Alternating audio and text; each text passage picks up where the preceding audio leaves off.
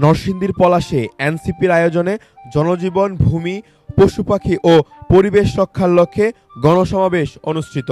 জনজীবন, পশুপাখি, ভূমি ও পরিবেশ রক্ষায় ফুলবাড়িয়া গ্রামের সাথে জাতীয় নাগরিক পার্টি এনসিপির গণসমাবেশ অনুষ্ঠিত হয়েছে। এ সময় উপস্থিত ছিলেন বিশিষ্ট দার্শনিক, পরিবেশবিদ ও মানবাধিকার কর্মী ফরহাদ মাজহার।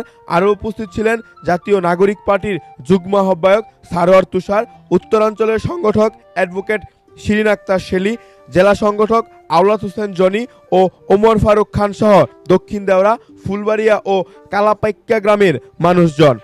দক্ষিণ দেওরাবাসী জানান, ফুলবাড়িয়া অনুমোদনহীন চীনা মালিকানাধীন এই ব্যাটারি কারখানার কারণে জীবন বৈচিত্র্য ধ্বংসের পাশাপাশি প্রভাব পড়ছে মানব জীবনে।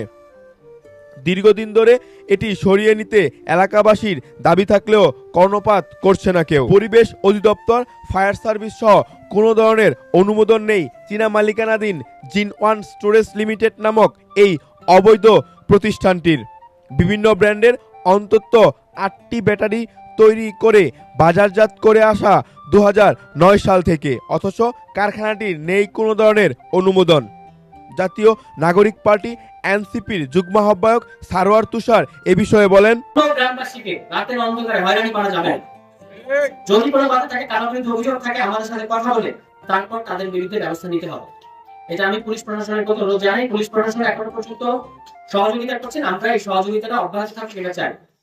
এবং পরিবেশ অধিদপ্তর, পরিবেশ মন্ত্রণালয় থেকে আমরা কথা শুনেছি যে এই ফ্যাক্টরির কোনো অনুমোদন নাই, এটা যেভাবে বন্ধ আছে সেভাবে বন্ধই থাকতে হবে।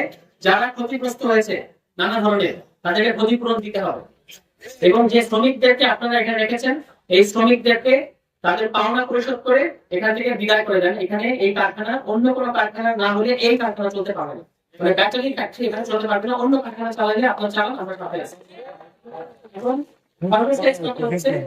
আপনাদের প্রতি আমি আবেদন করবো যে আপনাদের যে কোনো বিপদে আমরা পাশে থাকার চেষ্টা করবো। আমরা নতুন দল, আপনারা কাকে ভোট দিবেন, কি করবেন, এটা আপনাদের সিদ্ধান্ত, কিন্তু পলাশের জন্য কোনটা ভালো হবে এই বিবেচনাটা আপনারা করবেন সর্বাবস্থায়। এটা আমি আপনাদের কাছে প্রত্যাশা করি যে কারা পলাশকে সন্ত্রাস মুক্ত করতে চায়, চাঁদাবাজ মুক্ত করতে চায়, মাদক মুক্ত করতে চায়, এবং এই যে সবুজের একটা নরসিংদী, সবুজ পলাশ, এই সবুজ পলাশকে রক্ষা করতে চায়, আপনারা তাদের পক্ষে থাকলে গান প্রত্যাশা করি। আমাকে যে কোনো বিপদে আপনারা রাখছেন, আমরা আসছি।